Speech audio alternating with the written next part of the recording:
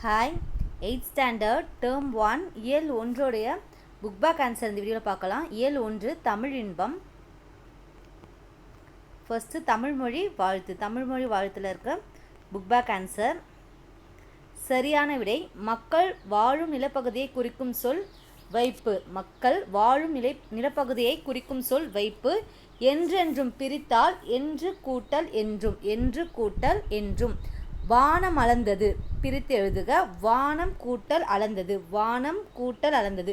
மாதம் நமக்கு இம்மு கூட்டல் ஆவ வந்து பிரிஞ்சுக்கும். வானம் கூட்டல் அளந்தது. அடுத்து 4th ஒன் அறிந்தது அனைத்தும். ஆப்ஷன் இ. வானம் கூட்டல் அறிந்த வானம் அறிந்த. இம்மும் ஆவும் சேர்ந்து இம்மு கூட்டல் ஆ சேர்ந்து மாவாடும். வானம் அறிந்த.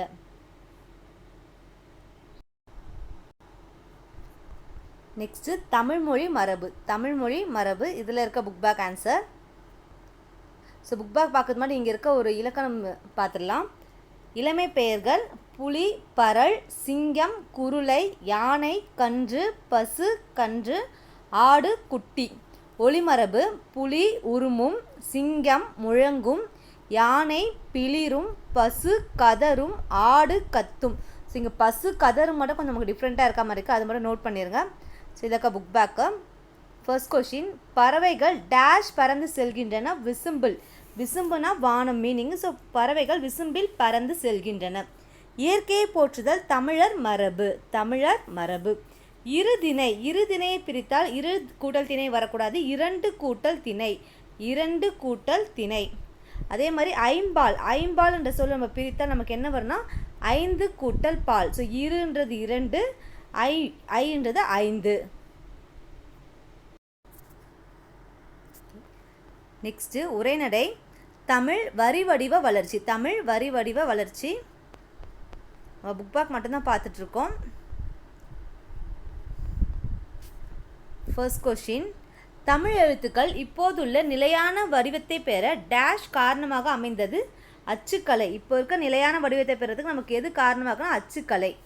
வளைந்த கோடுகளால் அமைந்த மிக பழைய தமிழ் எழுத்து டேஷ் என அழைக்கப்பட்டது வட்டெழுத்து. வளைந்த கோடு வரும்போது வட்டெழுத்து. தமிழ் எழுத்து சீர்திருத்த பணியில் ஈடுபட்டவர் பெரியார், தந்தை பெரியார். ஸோ பெரியார் தான் என்ன பண்ணுவார், சீர்திருத்த பணியில் ஈடுபட்டிருப்பார். தமிழ் எழுத்தை வந்து ரீஃபார்ம் பண்ணியிருப்பார். அடுத்து கோடிட்ட இடத்தை நிரப்புக. கடைச்சங்க காலத்தில் எழுதப்பட்ட தமிழ் எழுத்துக்கள் டேஷ் என அழைக்கப்பட்டன. ஸோ கடைச்சங்கன்னு வரும்போது நமக்கு என்ன வரும்னா கண் எழுத்துக்கள். கடைச்சங்க காலத்தில் என்னன்னு சொல்லியிருப்பாங்க, கண் எழுத்துக்கள் என்று அழைக்கப்பட்டன. எக்ஸாம்பிள் நமக்கு வந்து சிலப்பதிகாரத்தில் வந்து ஒரு பாடல் லைன் கொடுத்துருப்பாங்க. ஓகேவா, கண் எழுத்துக்கள். அடுத்து எழுத்துக்களில் புள்ளிகளால் ஏற்படும் குழப்பங்களை கலைத்தவர் வீரமா முனிவர். ஸோ இவரும் வந்து நமக்கு என்ன பண்ணுவார், சீர்திருத்தம் பண்ணியிருப்பார். இந்த ஆப்ஷன் நமக்கு வந்து வீரமா முனிவர் கொடுக்கல, தந்தை பெரியார் தான் கொடுத்துருக்காங்க. ஸோ நமக்கு வீரமா முனிவர் கொடுக்கவும் சான்ஸ் இருக்குது. அதனால பார்த்துக்கோ 2 பேரும் வருவாங்க. புள்ளிகளால் ஏற்படும் இது வந்து கலைத்தவர் வந்து வீரமா முனிவர். அடுத்து விரிவானம் சொற்பூங்கா நமக்கு வந்து புக் பேக் இல்லை. அடுத்து இலக்கணம் எழுத்துக்களின் பிறப்பு. இதில் இருக்க ஆன்சர்ஸ் பார்க்கலாம். ஃபர்ஸ்ட் ஒன் இதழ்களை குவிப்பதால் பிறக்கும் எழுத்துக்கள். உ. ஆயுத எழுத்து பிறக்கும் இடம் தலை. வல்லின எழுத்துக்கள் பிறக்கும் இடம் மார்பு. மெல்லின எழுத்துக்கள் மூக்கு. கழுத்துன்னு நமக்கு வந்து உயிரெழுத்தும் இடையினமும் வரும். இடையினம். ஓகேவா. ஸோ தலை வந்து நமக்கு தான் பார்த்தோம் ஆயுத எழுத்து. வல்லினம் வந்து மார்பு, மூக்கு மெல்லினம், கழுத்து உயிரெழுத்து இடையினம். நெக்ஸ்ட் 4th ஒன் நாவின் நுனி அன்னத்தின் நுனியை பொருந்துவதால் பிறக்கும் எழுத்து இட் இன். நெக்ஸ்ட்டு கீழ் இதழும் மேல்வாய் பல்லும் இணைவதால் பிறக்கும் எழுத்து இவ். ஸோ நம்ம ப்ரொனவுன்ஸ் பண்ணும்போது கரெக்டாக கண்டுபிடிச்சிடலாம். இவ். பொறுத்துக இக்கு இங்கு நமக்கு வந்து எங்கே பிறக்குதுன்னா நாவின் முதல் அன்னத்தின் அடி. ஸோ இப்போ 1 2 3 4 நம்ம கொடுத்தோம். ஃபர்ஸ்ட்டு இச்சு இஞ்சு நாவின் இடை அன்னத்தின் இடை.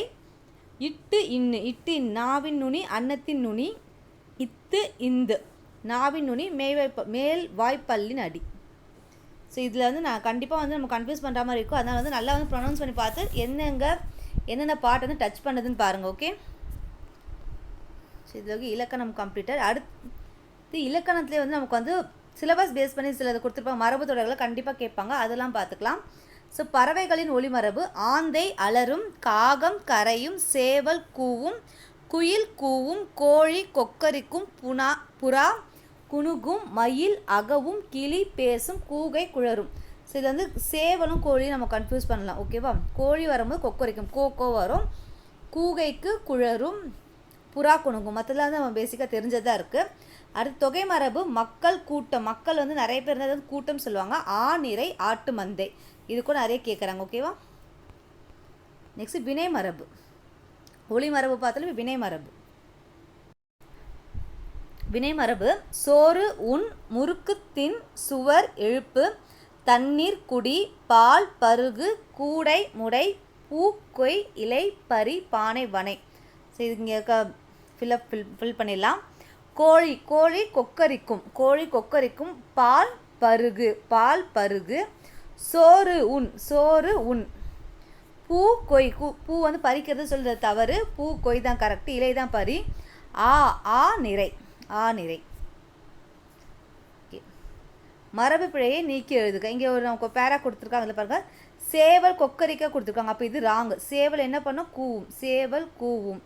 அடுத்து பூ பறிக்க தவறு, பூ கொய் தானே வரும், அப்போ பூ கொய்ய. குயில் கரைந்து தவறு, குயில் என்ன பண்ணும்? கூவும், அப்போ குயில் கூவி கொண்டிருந்தது. பூவை பறித்தவுடன் வராது, பூவை கொய்தவுடன். மாவிலை, இலை என்ன பண்ணுவாங்க? பறிப்பாங்க. மாவிலை பறித்து கொண்டு வீடு திரும்பினா, அந்த பாலை பருகிவிட்டு, பால் வந்து குடி வர, தண்ணீர் தான் குடி வரும், பால் பருகிவிட்டு பள்ளிக்கு புறப்பட்டாள். ஓகேவா? ஸோ இதை மாதிரி வந்து நம்ம கேட்கலாம்.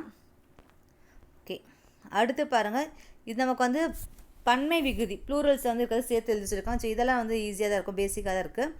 ஓகே, அடுத்து சொற்களை ஒழுங்குபடுத்தி முறையான தொடராக்குக. ஃபர்ஸ்ட் ஒன் நமக்கு என்ன வரும்னா, வளைந்த கோடுகளால்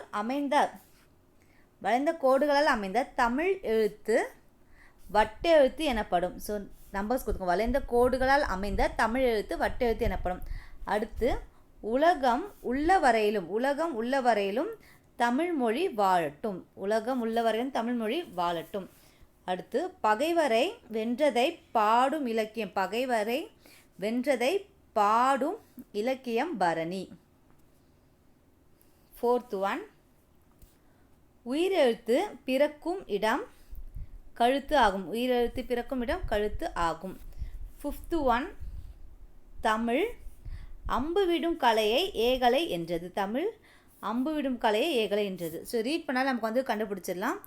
ஓகே, நெக்ஸ்ட் லாஸ்ட்டு கலைச்சொல் அறிவும். ஒலிப்பிறப்பியல், ஆர்டிகுலரி ஃபோனட்டிக்ஸ், மெய்யொலி கான்சனன்ட், மூக்கொலி நேசல் கான்சனன்ட் சவுண்ட், கல்வெட்டு எபிகிராஃப், உயிரொலி வவுல், அகராதியல் லெக்சிகோகிராஃபி, ஒலியன் ஃபோனம், சித்திர எழுத்து பிக்டோகிராஃப். ஓகே, இதோட நமக்கு வந்து ஃபர்ஸ்ட் யூனிட் வந்து கம்ப்ளீட் ஆகிடுச்சு, 8th ஸ்டாண்டர்ட். ஸோ அடுத்திருக்க வீடியோலாம் வந்து ஒரு யூனிட்டோடைய புக் பேக் ஆன்சர்ஸ் பார்க்கலாம். தேங்க்யூ.